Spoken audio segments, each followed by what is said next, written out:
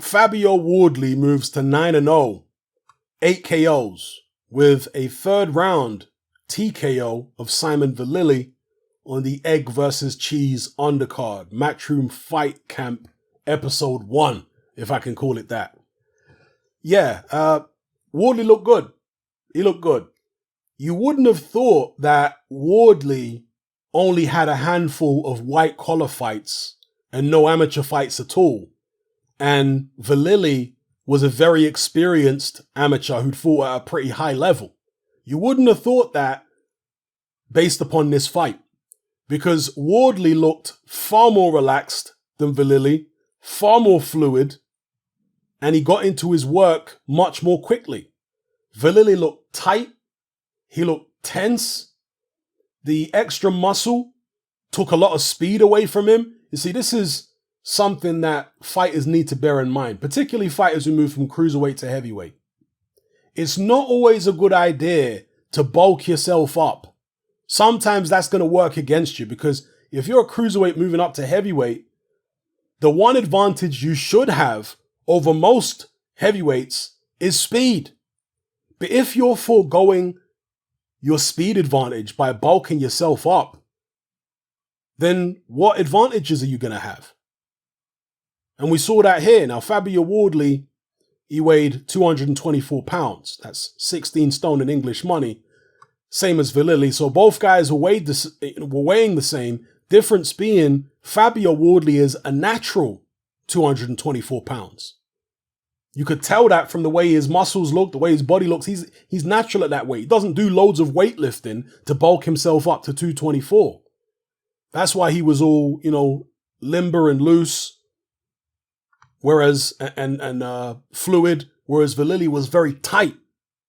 Yeah, that's what putting on excess muscle can do to you. It can make you very tight. So that's another reason why, even if a fighter isn't moving up in weight, if he's gonna do a lot of weightlifting, you have to bear that in mind. It'll probably cause you to lose some fluidity. Yeah, we've seen that with Anthony Joshua, for example. A lot more fluid when he dropped the muscle. So me personally, I'm not a big fan of fighters doing a lot of weightlifting and bulking up, 10, 20, 30 pounds with muscle. I'm not a fan of that. Generally speaking, it does more harm than good in my experience. But either way, Fabio Wardley, who, by the way, before the fight, I just assumed he'd had some amateur background, but apparently he had no amateur fights at all. He had white collar fights. And basically, for those of you who are not from the UK, a white collar fight is just an unlicensed fight. Yeah, these are like, I guess you could compare it to tough man contests. In the United States, they have something called tough man contest. I guess you could compare it to something like that. But it's just like an unlicensed fight, white collar. Sometimes unlicensed fights, there's no headgear and they wear, little fight gloves. But in most white collar, as far as I'm aware these days, they do actually wear headgear and fairly big gloves rather than no headgear and small gloves. So I'm not sure what type of white collar Fabio or unlicensed Fabio Wardley did. But either way, that's what Fabio Wardley had by way of boxing experience before he turned pro. So yeah, considering he doesn't have much experience at all, he looked pretty good. And that really is testament to his natural confidence, his natural ability, and the many, many rounds he has sparred with top professionals such as Dillian Whyte, Alexander Usyk, etc., etc. As I've said before the fight, for Dillian Whyte to sign you, you're going to have to be a tough guy. Yeah, for the most part, particularly if you're a heavyweight. Because if Dillian Whyte signs you and you're a heavyweight, that means you've sparred with Dillian. And Dillian don't tend to go easy on heavyweights when he's sparring them. Okay, Dillian tends to go, no holds barred, 100 miles an hour when he's sparring heavyweights. So if you're not tough and you can't take it, then Dillian's probably not going to sign you. So for me, that was a sign that Wardley had something about him, the fact that he's a heavyweight and Dillian decided to sign him. Same with Babbage, right? That Alan Babbage guy, the reason Dylan signed him is because he went in there to spar Dylan and he tried to take Dylan's head off. And Dylan was like, okay, I like this guy. Let me sign him. You see, that's how it is in the Dylan White gym. So Fabio Wardley has come through that baptism of fire. So there's clearly something about him, and the way he dealt with Simon Vallily, again, a guy moving up from cruiserweight, but a guy who was much more experienced than Fabio Wardley. And Wardley looked like the more relaxed guy in there. He looked like the more experienced guy. So that bodes well for him, to be perfectly honest. There will definitely be sterner tests than Simon Vallily. And some people have talked about maybe putting him in there with Dave Allen in his next fight. And personally, I think that's a good matchup.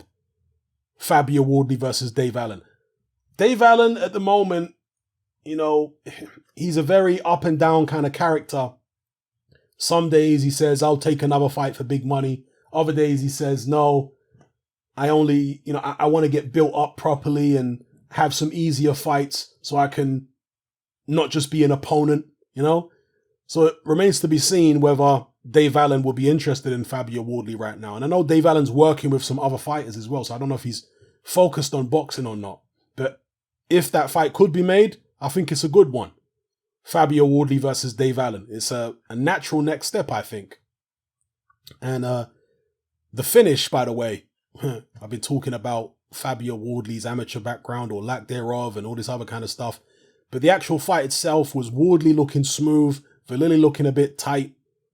In the third round, Vallily managed to back Wardley into a corner. Wardley hit him with a real nice left hook. Real nice hook. Kind of drew Vallily in and caught him with his hook. Vallily's legs wobbled. He went backwards into the ropes. Wardley followed him and just started taking him apart. And it was nice the way he was switching the attack from head to body, particularly for such an inexperienced fighter. He was switching the attack from head to body, and the referee jumped in and stopped it. Good stoppage, got the guy out of there. Vallily has never had the greatest punch resistance. We all know that. And on top of that, he is quite a tense character. I mean, you could see that from the pre-fight face-off and back and forth trash talk between the two. Wardley looked more relaxed, you know, in the pre-fight press or call it a press conference. Was there press there? I don't know. But the pre-fight, let's just call it press conference. Wardley was the more relaxed of the two. Vallily was very uptight. So there's two issues there for Vallily. The fact that he did all this weight training to bulk himself up, which made him physically tight. And then also mentally he was tight, which also makes him even more tight physically, you know? So this is an issue. If you're a guy with that type of personality, that type of disposition, you should be looking at things that are going to relax you. Yeah? Different fighters need different approaches, and the team around them need to have a different approach for particular fighters. There's one fighter I was thinking about recently, actually. God, who was it? I think it was a fighter from the past. And he always used to get very nervous before fights. And this is why, as a trainer, you need to know your fighter. If you've got a fighter who gets very nervous and gets unsure of himself and demons creep in, that is a fighter who needs to be shielded. That is a fighter who needs almost like the Anthony Yard type treatment. Now, Anthony Yard might not be the kind of fighter I'm describing, nervous, but the Anthony Yard type treatment in terms of surrounding him with people who are just constantly feeding him good vibes, people who are constantly giving him confidence, people who are making him feel happy, people who are making him feel like he's part of a team. Do you understand? That is what a fighter who's very tense and nervous needs. He needs reassurance. He needs people to make him feel happy. He needs just good vibes in the camp. He needs jokes and joy and stuff like that. Yeah? And confidence. Some fighters, that's how you get the best out of them. And obviously you put them in a bubble, as in you try and keep them away from the public. You keep them away from the media, because the media and the public can start to put doubts in their minds for certain fighters. Yeah? those guys, if you can shield them, keep them in this bubble, keep them happy, keep them confident, then get them into the ring, sometimes you get a great performance out of them. Yeah, because you've kept their mind state positive and uplifted throughout the whole camp until they get in the ring, right? Whereas other fighters, you may need a different approach. Some fighters, nervousness is not the problem. Doubts are not the problem. Sometimes it can be the opposite. Some fighters get complacent. Some fighters get too easily overconfident. And with them, you actually want to put doubts in their head. In fact, this is what Manny Stewart used to do a lot. Is he said he liked to put doubts in his fighter's head. Like when Oliver McCall was training to fight Lennox Lewis the first time, Manny Stewart was training McCall at the time, and McCall said to Manny Stewart, what do you think about the fight? And Manny Stewart said, he's better than you in every way.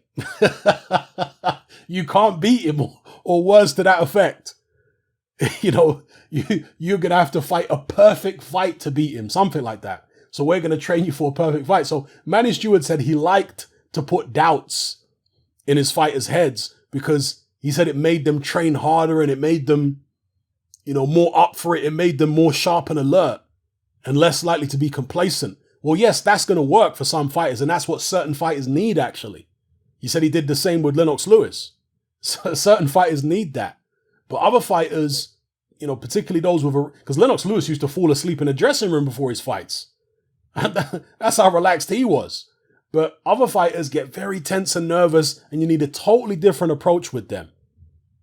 Yeah, totally different approach. Now with Fabio Wardley, from what I've seen so far, he seems to be the relaxed type. Obviously, he hasn't been under any kind of serious pressure yet by way of, a big event with a big crowd and all that kind of business and a tough opponent staring at him from the other side. But given the fact he's gone in there against Vallily, somebody with vastly more experience, and he's been so relaxed about it, both before, during, and after the fight, yeah, he's probably one of those kind of guys that you might need to put a bit of doubt in him sometimes. Obviously you have to be careful because of his lack of experience, but it's just something you're going to have to watch. When somebody's really naturally confident and relaxed, they can become complacent. So you might need to just jab them a little bit, put a little bit of doubt in there to keep them on their P's and Q's. Yeah. Whereas other fighters, a different approach. Anyway, enough of that. Let me know what you guys think in the comment section below about Fabio Wardley's performance, who he should fight next, and all the things I've talked about in this video. All right, it's happening. I'm out. Join me on Patreon. I upload a minimum of 2 podcasts every single week, covering a wide variety of controversial topics, as well as live stream Q&A sessions. Take a look on screen right now at some of the podcasts I've produced so far. For just $3 a month, the equivalent of about £2 a month, you get access to all my new podcasts and my entire back catalogue of past podcasts, including my popular Confessions of a Nightclub Bouncer series. You can listen on your computer or on your smartphone or tablet by downloading the Patreon app from the Google Play Store or the App Store for free. The Patreon app also allows you to download each podcast in MP3. For less than the price of a cup of coffee, you get access to dozens of hours of exclusive content. It's easy to sign up, there's no contract, and you can cancel at any time. So come and join our community of free and critical thinkers by signing up with me here on Patreon today.